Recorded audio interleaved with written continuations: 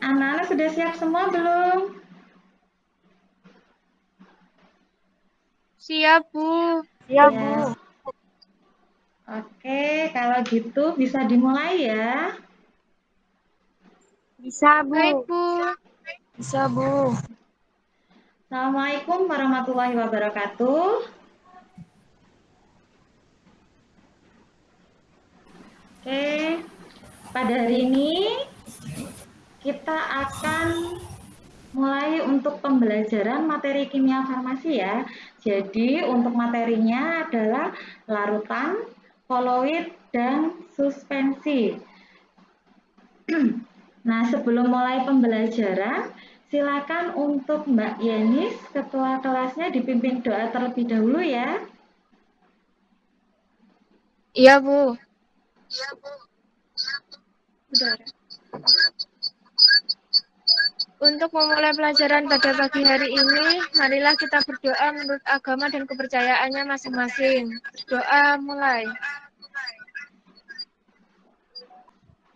Selesai. Terima kasih banyak Mbak Yenis. Oke, Ya, Bu, sama-sama. setelah itu sebelum mulai lagi, sekarang saya mau absen terlebih dahulu ya. Sebentar untuk presensinya. Neni Adistia. Hadir, Bu. Oke. Yenis Rizky Amelia. Hadir, Bu. Yunia Dwi Rahmawati. Hadir, Bu. Oke, alhamdulillah lengkap ya, hadir semua. Berarti sehat semua ya. Selalu ingat jaga protokol kalau seumpama keluar rumah. Nah, sekarang kita akan memasuki pembelajaran kimia farmasi ya, seperti yang sebelumnya saya beritahukan di grup WhatsApp. Untuk saat ini kita mempelajari tentang materi kimia farmasi, yaitu tentang koloid, suspensi, dan larutan sejati. Dia akan menjelaskan tujuannya apa sih praktikum pada kali ini. Nah, untuk koloid, suspensi, dan larutan sejati, PowerPoint-nya Budia sudah muncul belum? Sudah, Bu. Bu. Oke. Nah, untuk kompetensi dasar pada kali ini yaitu menganalisis tentang koloid, suspensi, dan larutan sejati. Nah, indikator pencapaian kompetensinya yaitu yang pertama adalah menganalisis koloid, suspensi, dan larutan sejati berdasarkan sifat dan sistem dispersinya. Yang kedua, melakukan praktek dengan efek Tyndall untuk membedakan antara koloid, suspensi, dan larutan. Nah, yang kemarin LKPD sekaligus untuk materi ajar sama Budia kan sudah dikirim. Sudah sempat dibacakah? Sudah, Bu. Sudah, Bu. Oke, sudah ya. Berarti untuk percobaan kalian kemarin untuk kelompok 1 coba. Kemarin percobaannya jadinya ngambil sampel apa? Ambil paracetamol untuk larutan, suspensinya chlorampenicol, dan emulsinya spot emulsion, Bu. Oh, ya, berarti ini nanti kalian sampelnya kan sudah ya. Kalian tinggal menentukan saja istilahnya bagaimana sih hasilnya kalau seumpama ketiga sampel tersebut disinari menggunakan efek Tyndall, hasilnya seperti apa, kemudian untuk penyaringannya juga bagaimana. Nah, kemarin sudah mengerjakan atau belum? Sudah, Sudah, Bu. Sudah. Oh sudah, ya, Bu. untuk kelompok 1 sudah konfirmasi sih sama Budia. Ada kesulitan tidak? Tidak, Bu. Tidak, Bu. Untuk moderator sama yang bagian Presentasi sudah ditentukan belum? Sudah, Bu. Sudah, Sudah. Bu. Nah, sekarang monggo yang mau presentasi, mau kelompok 1 dulu atau kelompok 2 dulu? Kelompok 1 dulu, Bu. Oh ya, silakan. Assalamualaikum warahmatullahi wabarakatuh. Waalaikumsalam warahmatullahi Waalaikumsalam wabarakatuh. warahmatullahi wabarakatuh. Di sini saya akan mempresentasikan tentang larutan koloid, suspensi, dan larutan sejati.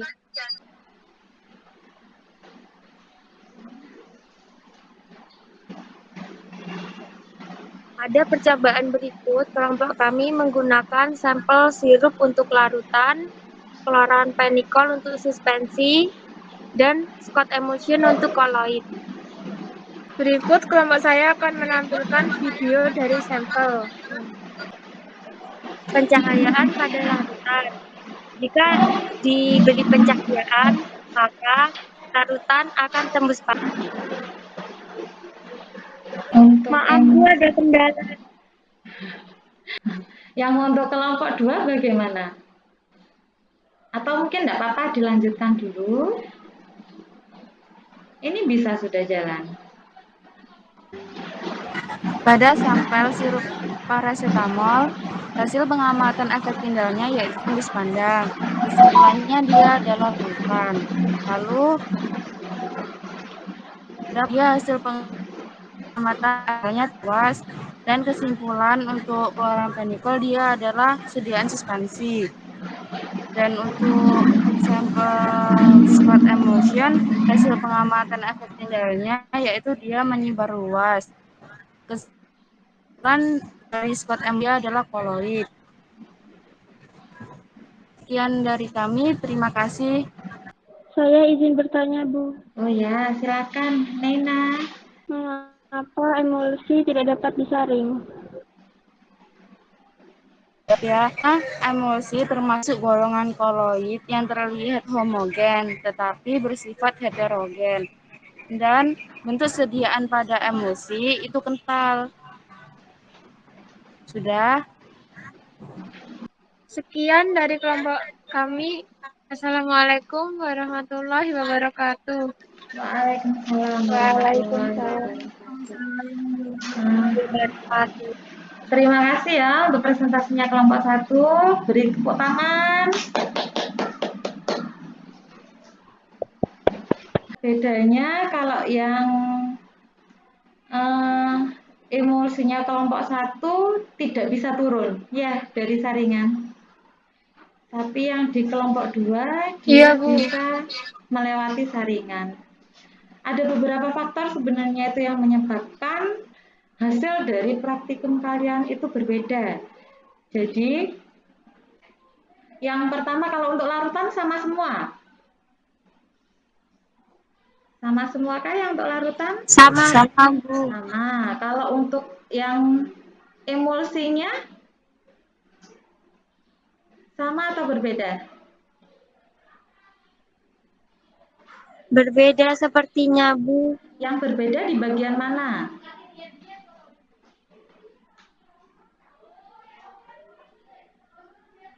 Kalau memakai kertas saring itu tidak turun sama sekali. Kalau nggak pakai kertas saring, Oke, Budia mau konfirmasi dulu ya. Sekarang saya tampilkan PowerPoint-nya Budia. Sekarang sistem dispersi. Sebenarnya kalian kemarin itu sudah sedikit mengerjakan yang di pertemuan pertama dengan Budia. Kalian sudah sempat mengerjakan emulsi ya. Jadi untuk pengertiannya sudah paham. Nah, di sistem dispersi ini dia ada 3. Yang pertama itu adalah koloid, yang kedua ada suspensi, yang ketiga ada larutan. Ini adalah tabel perbandingan sifat larutan koloid dan suspensi. Jadi dilihat untuk pembedanya yang pertama dia ada ukuran partikel. Untuk larutan dia kurang dari 1 nanometer. Makanya kenapa kok waktu kalian melihat larutan itu terlihat seperti satu fase. Dan apa ya, pas waktu kalian menggunakan efek tindal percobaan itu cahayanya dia menembus larutannya. Kemudian yang kedua dia ada koloid.